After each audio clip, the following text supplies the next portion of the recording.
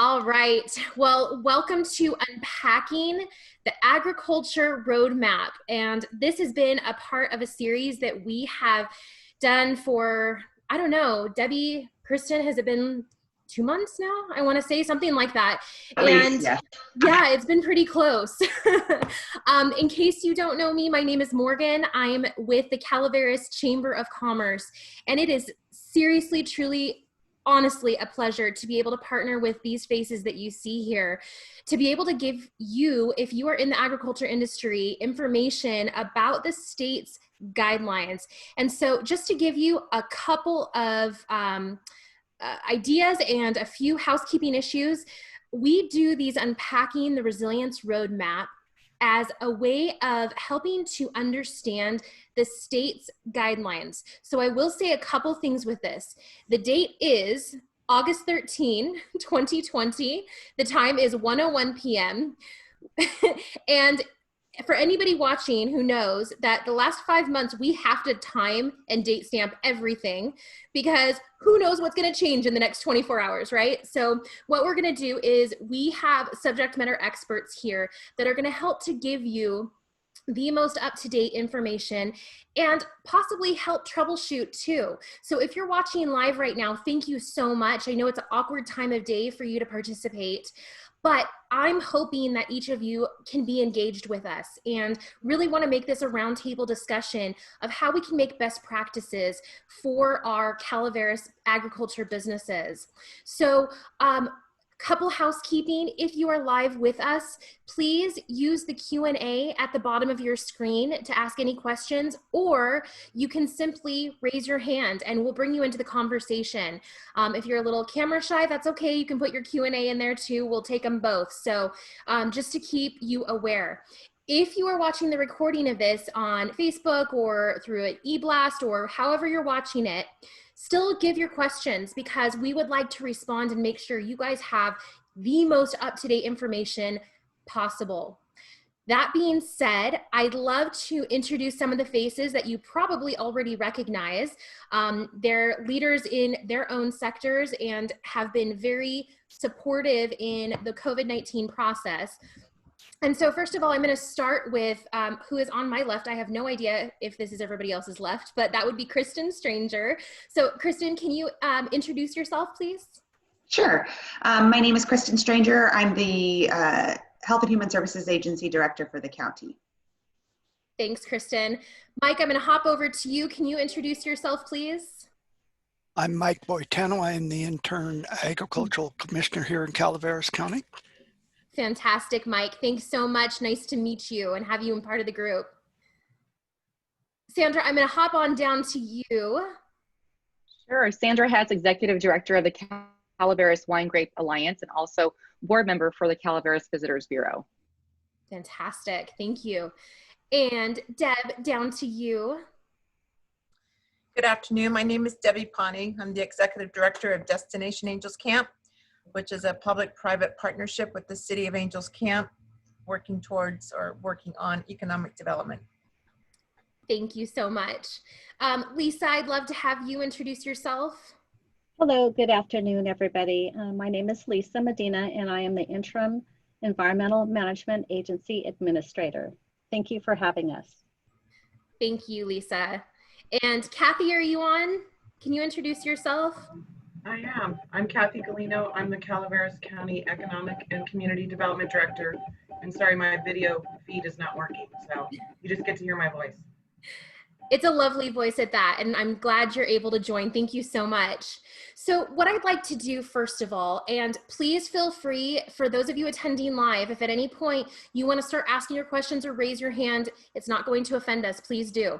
So get those questions in and we'll bring them in as we get them. But first, I like to have our source of all COVID-19 knowledge give us an up-to-date. And so Kristen, can you please tell us basically, why do we have these guidelines? What are they? How have they changed? Why this release now? And give us a little bit of a perspective here. Sure, thank you. So obviously we are in the midst of a pandemic, and we're all trying to balance as best we possibly can some sort of normalcy with life and performing essential functions and such, but then also the very much reality that we are not in a typical life, and we're having to become familiar with doing things that we're used to doing in a different manner. And so really what we have been trying to promote at Public Health is that there are a number of science-based public health prevention efforts that could be done, and many of them are simple, some are a little bit more complicated. It's a combination of things like trainings about how disease spreads, things like basic sanitation, washing hands, which I know everybody's become familiar with, distancing, face coverings, those types of things. And what we've found through the science is those efforts actually can be quite effective in mitigating the further spread of COVID-19. So what the state has done is they've released a number of guidances specific to the various sectors. And what that does is when you comb through each guidance, which we'll do today as a group, you're going to see a theme through any of the guidances, whether it be agricultural, whether it be restaurants, it doesn't really matter. You're going to see these themes of distancing measures and sanitation measures and what to do if someone's sick type of measures. And those are really all in an effort, again, to mitigate the spread of COVID-19 to the best extent possible. But, you know, these guidances have become kind of our go-to Bibles, quite frankly, at this point. Through the various sectors, they provide a lot of helpful tips, and they really do kind of centralize a lot of the various oversight agencies into the centralized documents. And so they are there to be of assistance to the various sectors. I think what's particularly unique for the agricultural community, which is great, is that there's actually even, the state has recognized that this particular sector does have the ability to, it has been found in other communities to have more spread, more prevalent COVID-19. And so they've taken additional efforts to provide additional resources. So you're going to see, and I'll share them today in the chat box and such, training videos that have been put out in multiple languages. They've put together additional what to do if you see enhanced numbers of COVID cases. So this particular sector even comes with even more resources that we will make available today and familiarize yourself.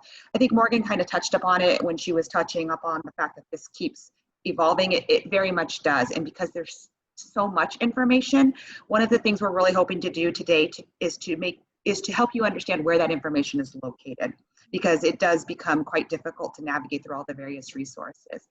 So happy to be a part of today, and Public Health remains standing side by side with you all to help us all as a community work through this pandemic and come out the other side. Yeah, thank you. You guys are working so hard, and you know, every day that we are not on the watch list is much appreciated.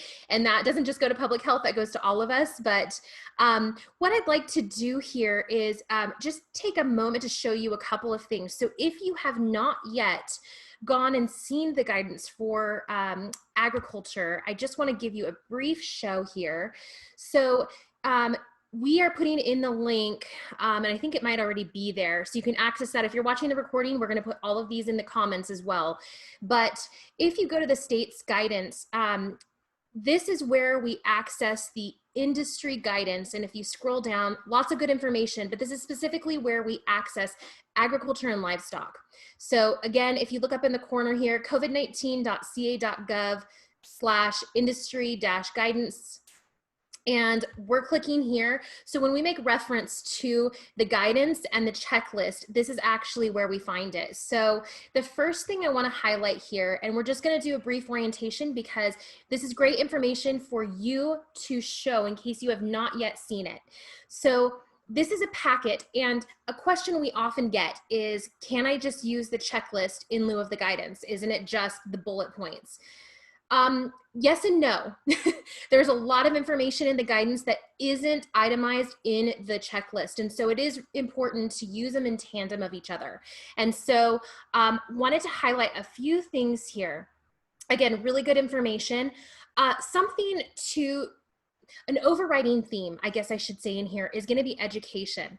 It's important for us to educate our, our vendors, our employees, our customers, whoever it may be.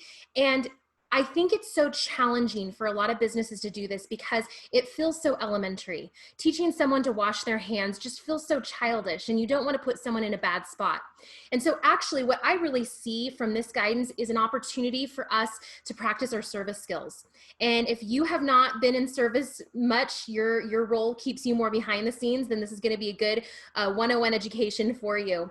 But the first piece is really helping people to understand how to properly use face coverings. And we've all seen the joke memes on Facebook where we see, you know, people wearing the masks wrong or face coverings wrong. And so if you have not seen that, this gives guidance and links. This is a live document, by the way, so there's going to be accurate, up-to-date links on here.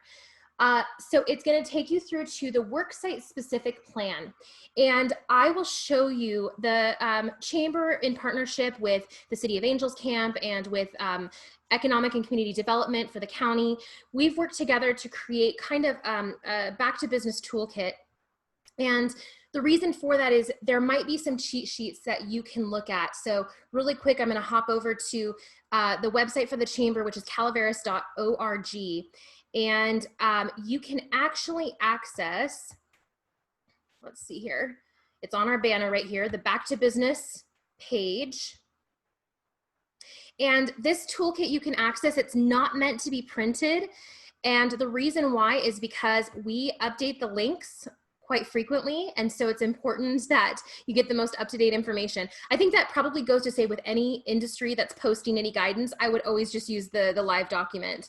So the reason I show this is because we actually have a site-specific plan that Kathy Galino put together, and I'm going to head down to it. So it's on page 16 and 17. Pardon me here as I scroll down.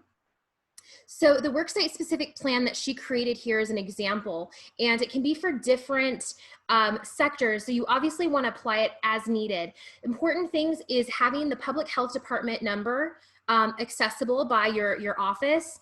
And she actually did a little sample list here. Again, if you guys are interested in this, please don't try and copy all this down really quick. Just write down calaveras.org in the notes and go back to it because it's available for you to download this and look at it. So this is an example of a worksite specific plan. Obviously contingent highly on your work area. And in agriculture, there are so many different work areas that you're experiencing, whether you're in wine or whether you're in livestock. I mean, just totally different ways. So I wanted to highlight where you can find a sample of this worksite specific plan.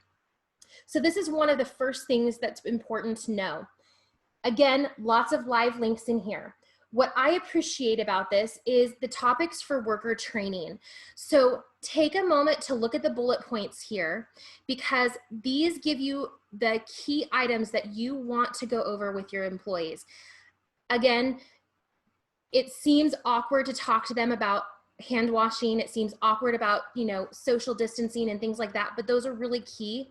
And the most important thing is it's going to feel a lot more awkward if you find out that you're a transmission site and you potentially have to get closed down. So this is kind of the work that we have to do in order to get this done. So this is the entire guidance that we have here. Lots of bullets here. Individual control measures and screening. You can have your employees or your team members or your vendors or anybody that you come into contact with use their own measures. In that Back to Business toolkit, we have an employee check-in where they can do it or you can do it for them at the time. And then cleaning and disinfecting protocols.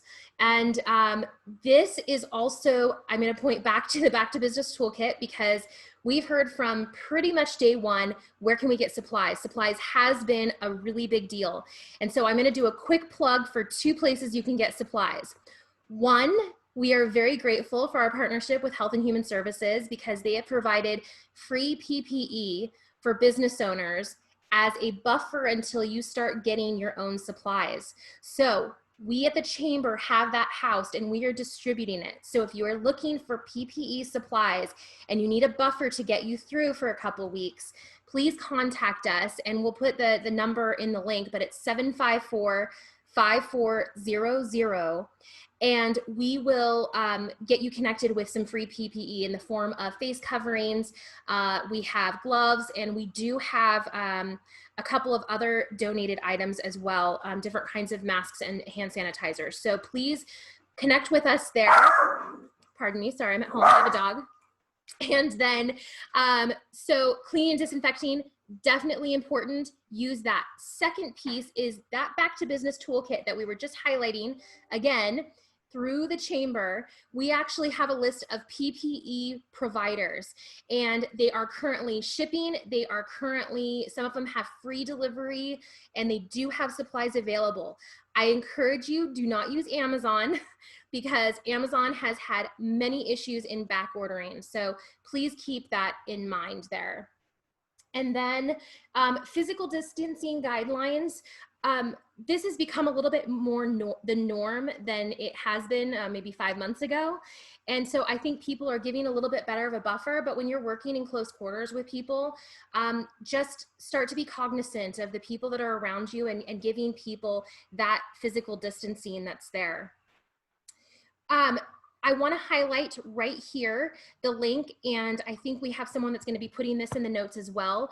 The California Department of Food and Agriculture COVID-19 website has a lot of great information, and it's more industry specific. So some of the guidelines, kind of like what Kristen was saying, that are in this guidance are very similar to others. And there's a repetitive nature in what some of the stuff is because it's just the basics. But if you want some specific guidance for livestock markets, farmers markets, farms and ranches, nurseries, then this is going to be your spot to go to.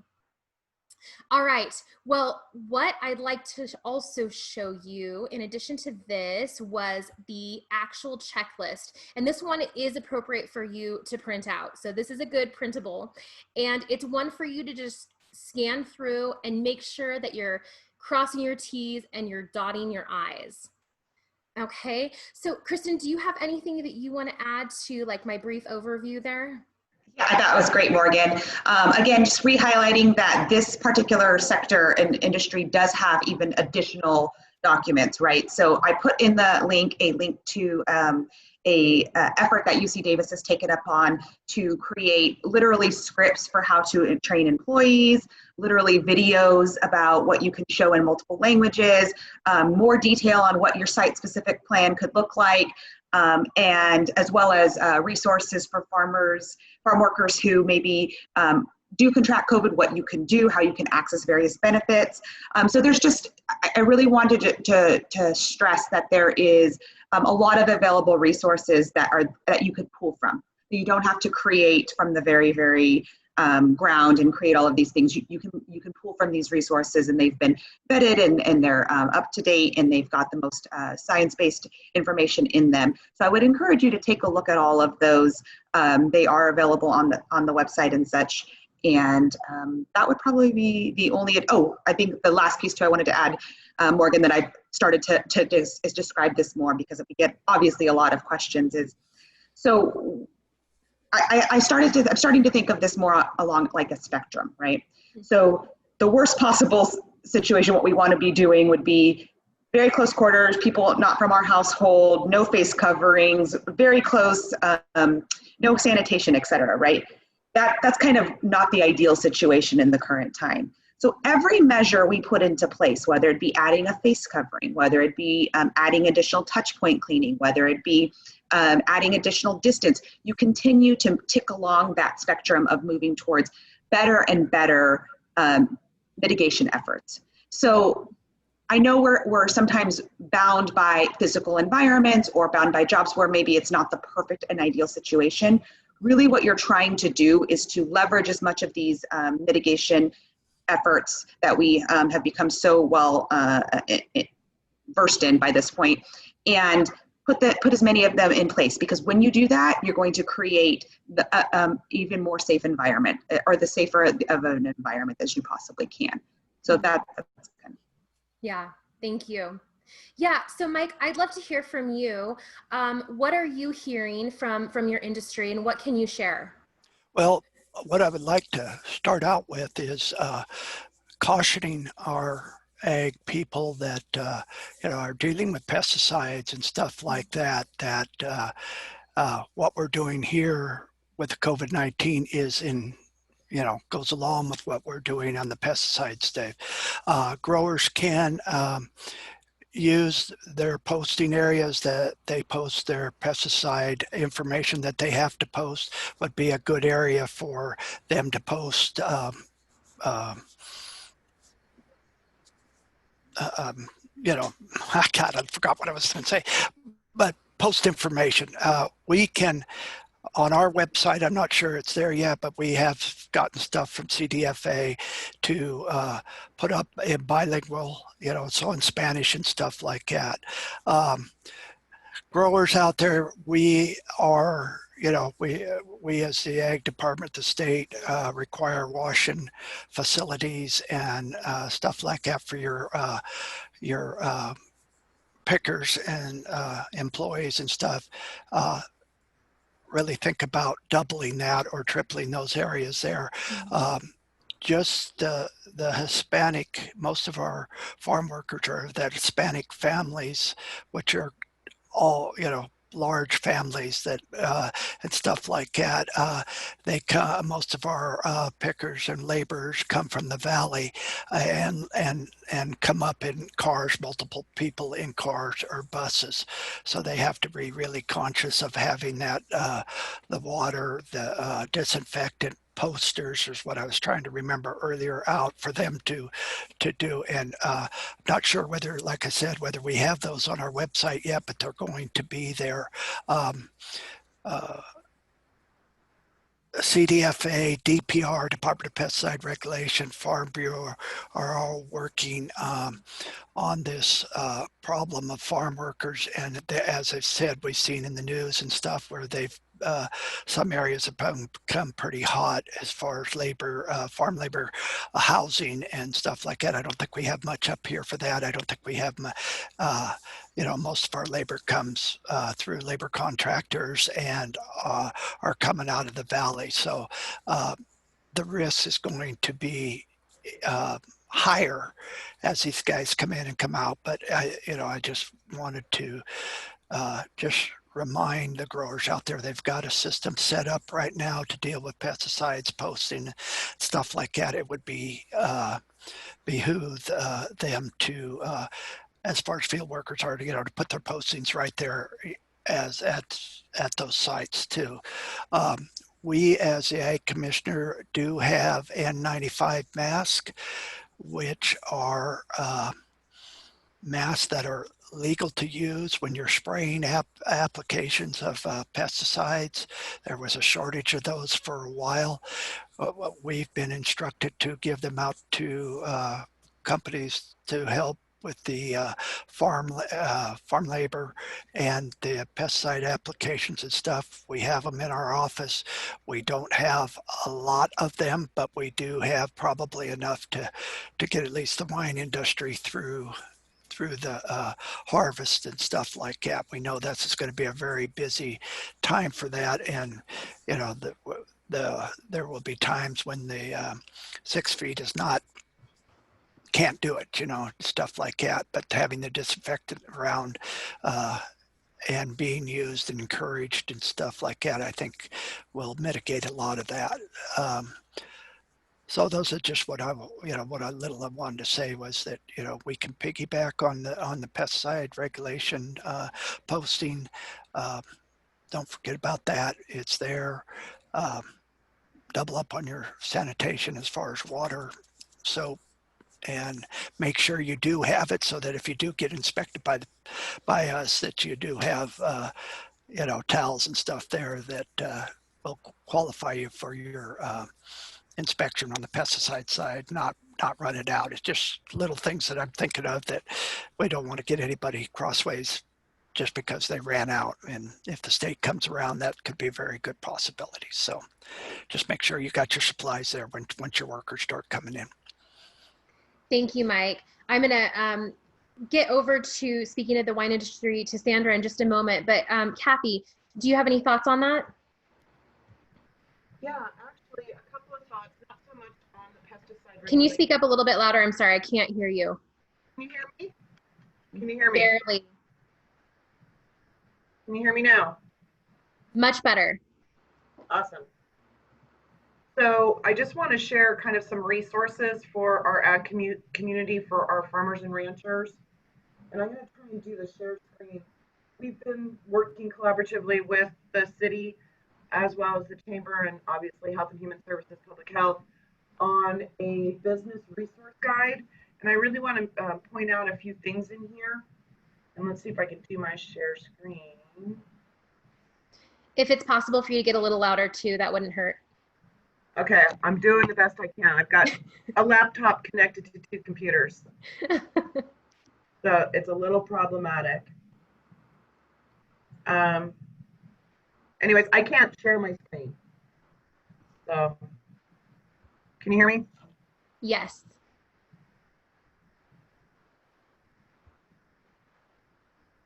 Okay.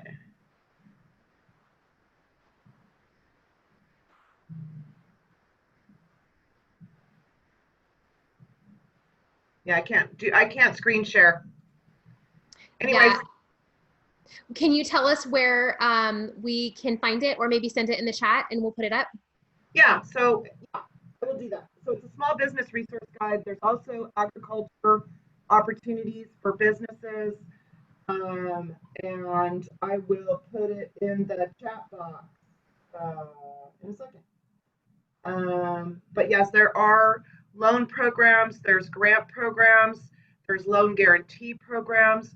I know a lot of our farmers and ranchers have been struggling to make ends meet, and there are financial resources available to you. I also wanted to show, which I might be able to share. We lost you again. I'm sorry. I'll just put it in the chat box. Okay. Okay, sorry about that.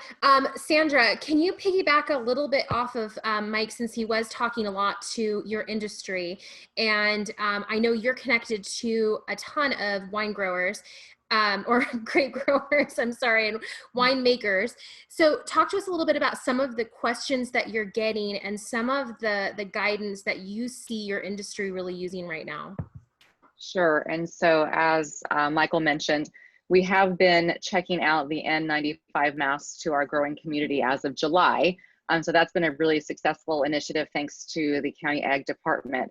In addition, as we're getting ready for harvest, a big question coming up when you're wearing masks, you know, for safety purposes out in the vineyards, etc. It's hot.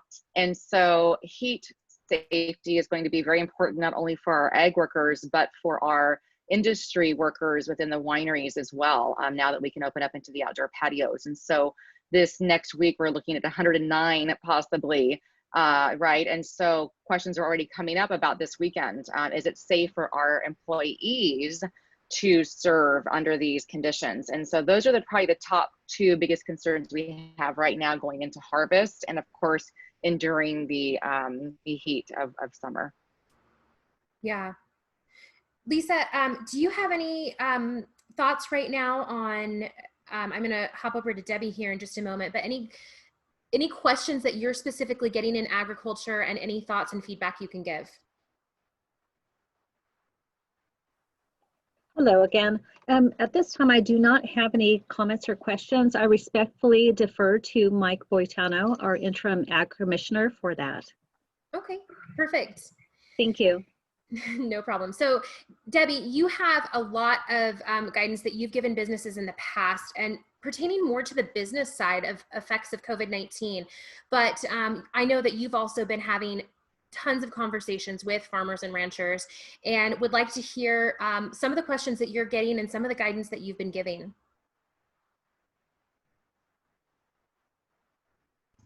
Thank you, Morgan.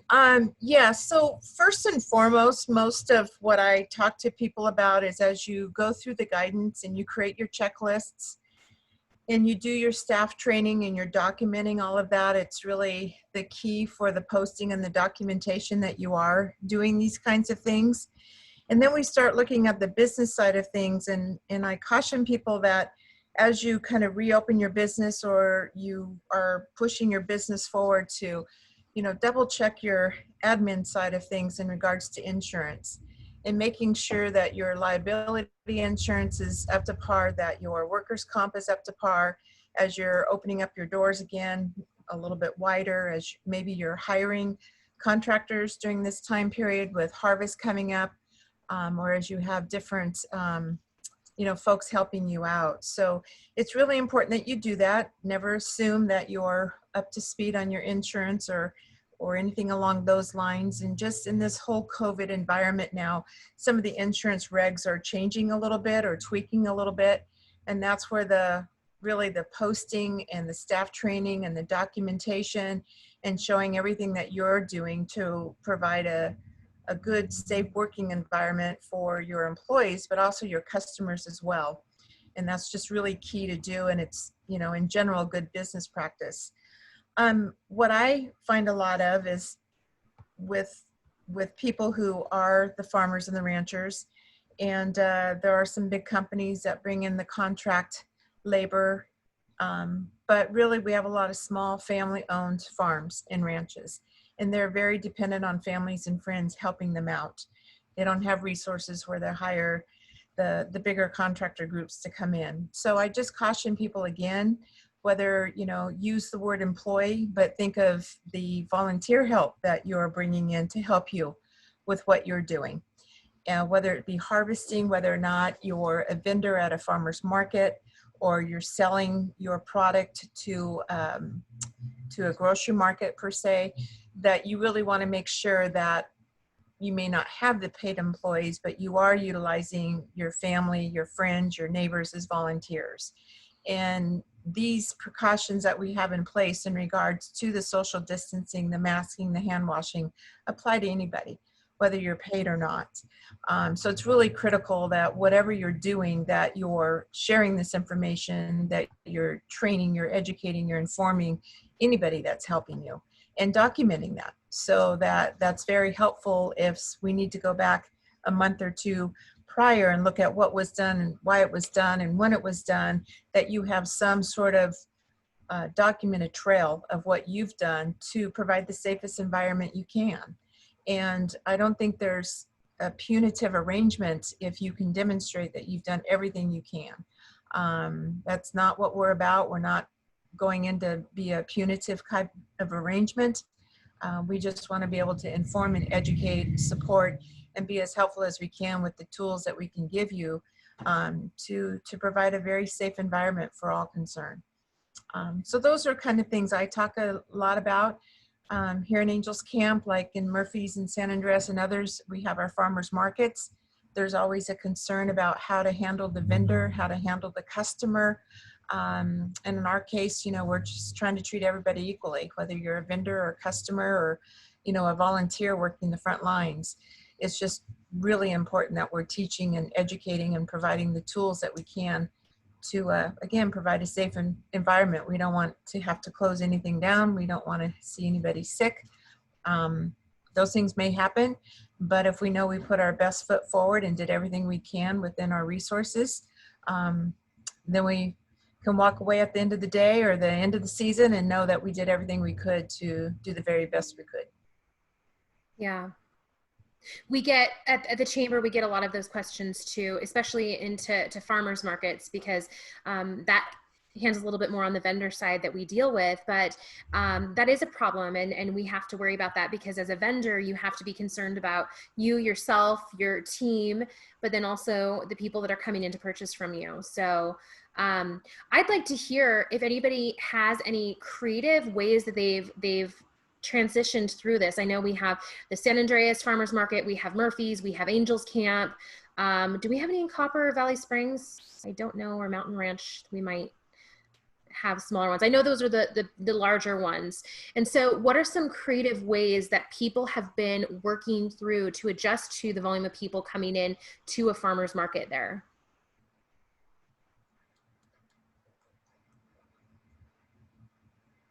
Any thoughts? Hear me? Yes. Okay. Hi, Kathy. I'll try. So, in fact, tonight, Thursday night, we have the farmers market here in San Andreas, which is right next to the government center. and they're doing a wonderful job of socially distancing the booths. We're all wearing face coverings. They're doing really good things there to keep people safe and yet still get fresh produce and vegetables and wonderful coffees and olive oils and all these things to our community. So, and I was hoping that Odile would be on here. She's kind of the lead for Calaveras Grown. They're a wonderful organization that every local farmer and rancher should be part of. And, but yeah, they're really doing things well. And there's signage and hand sanitizing stations. And yeah, if you're in the area, check it out. I was at the Murphy's Farmers Market last Sunday, and really well done as far as the spacing of the vendors, plenty of signage, visual cues about making sure to wear a mask at every entry, as well as a lot of available hand sanitizer. So I think like everybody that I saw there had a mask on, and it felt very safe and well organized. Awesome. Thanks. And Debbie, can you share I mean, you briefly spoke about the Angels Camp Farmers Market, but can you share what else you guys are doing there? Yeah, I think Sarah Weeby is our market manager, and she's online here and just posted, but you know, it's encouraging, I think, with the signage. I think it's demonstrating as leaders that we are doing what we can to social distance, wear a mask. We did shut our market down for about 3 weeks to regroup. A lot of it had to do with our location and some concerns about whether or not we could really do the social distancing within our vendors and our clients. And so moving it to Utica Park was a very positive thing. It certainly gave us a lot more outdoor space to work with. And it provided that sense of coolness with the green grass and the shade. Sarah and her crew came up with passing out kindness cards. So when they see folks, you know, doing a good thing by social distancing or wearing the mask, these kindness cards are shared and then posted on social media and that sort of thing. So how creative. That was kind of a fun thing to do, because we feel, you know, a lot of times you just get kind of, you know, blasted all the time, like wear this, do this, blah, blah, blah, blah, blah. And so we just wanted to do something that was fun and different. And I think Sarah and her crew did a good job with that. We also were blessed by our city administrator and a police officer and a fire officer who came to the park wearing masks and had fun with that too. So that kind of demonstrated to the younger crowd with our young children and such, you know, our quote superheroes were there wearing their masks. So it was a kind of a fun, inviting opportunity for some good, positive interaction. Great. I know, Sarah Weeby, do you want to comment at all, or?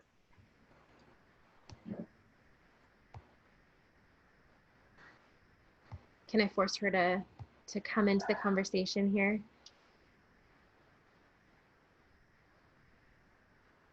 I'm grabbing you here. Hold on. Sorry. Sarah, I'm forcing you to have a conversation with us here.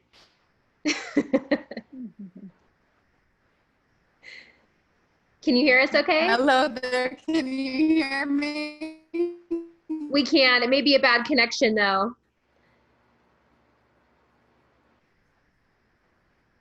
Yeah, I think we got a bad connection there. That's tough. Well, thank you for being a volunteer there and letting us pull you in. Does anybody else have any questions that they've been getting that's been? Yeah,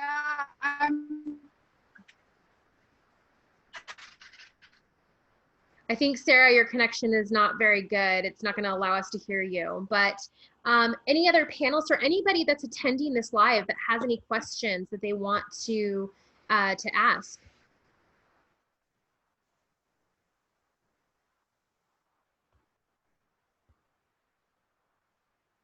Looks like we got a few more websites on there. So I am going to say we're going to be posting all of this content on the recordings, which will be up in the next couple of hours here. We'll have it on social media. These panelists will be able to share it out to their audience. And so we'll make sure that you have the links that are involved in this as well. So again, please feel free to access those. And any closing thoughts from our panelists? No? Yeah, I think when it comes to the ag industry, we're really encouraged by the way that our members on both the grower side, the winery side have pivoted, you know, prioritizing safety, prioritizing, you know, really good visual cues and advanced communication, leveraging reservation tools, email campaigns, letting visitors to the Calaveras wine region know what's available. And if I could, I wanted to share just quickly our directory to the audience as well. This is updated almost daily to keep people really, I think, aware of how to engage if you are going to make the trip up to Calaveras wine country, but also the ability, and I'll send this link in the chat window, but the ability to, if you're not comfortable socially gathering or, you know, going out and visiting the tasting rooms today, what the options are for having wine shipped. Also phone orders. We've had winemakers and winery teams delivering, you know, wine orders across not only Calaveras and Ptolemy counties, et cetera, but all the way down into the Central Valley and beyond. So it's been really neat to see how the agriculture and winery industry here has responded. I think this is giving a lot of us an opportunity to rethink how we are creating service for our customers. What's a matter of fact is that our customers, they want a safe place that they can shop. And as business owners, we want a place where ourselves and our employees can be safe. And so knowing that people's threshold for what they're comfortable with is different. And so understanding that and being aware of that, that maybe it's time to reinvent the way that we connect with our customers is really brilliant. And a lot of our wineries here have done just a fantastic job in reinventing, pivoting the way that they've done business. And it's been such a challenge. And so I really want to give kudos to those that have done that. We do have a question here for Sandra, and it's from Frank Lischinski, and he wants to know how much of an increase do you see in online wine sales?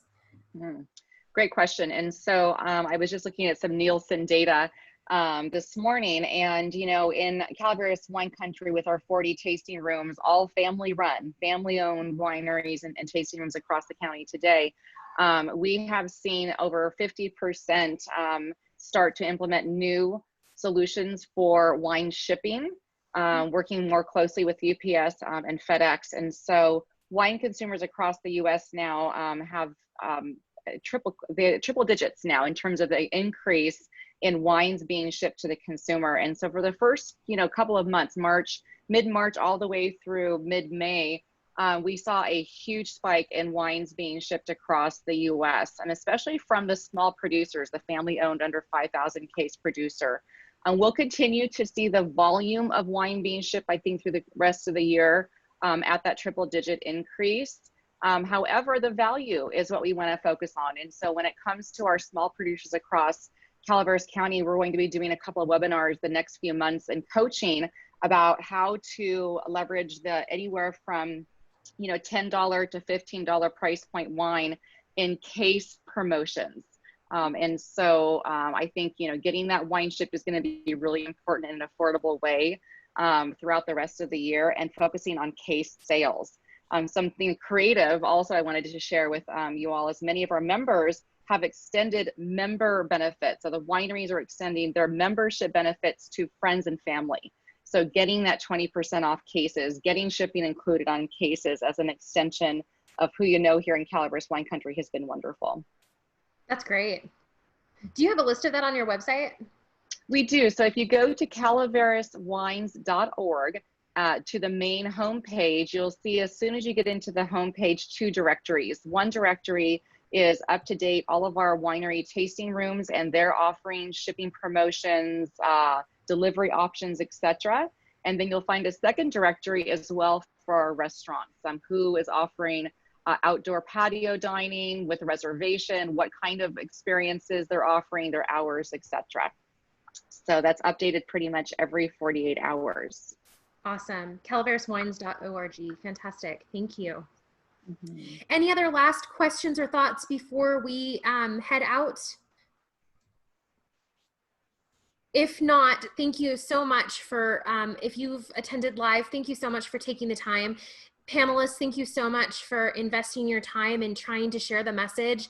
And I love, and I'm going to tap into Debbie's thoughts because it's so important, using kindness first and how we interpret this, because no matter what, we're all human and we all are neighbors and community members together. And that is first and foremost the most important. So please keep that in mind. Take a second to scan all of the copy and paste, whatever you need to do, all of the comments in case you need links. But again, don't worry, the recording that'll be out here shortly will have those links down below. So check those out. Thank you guys so much for participating. Have a wonderful rest of your week. Stay cool. Thank you, Morgan. Bye, Thanks for guys. hosting.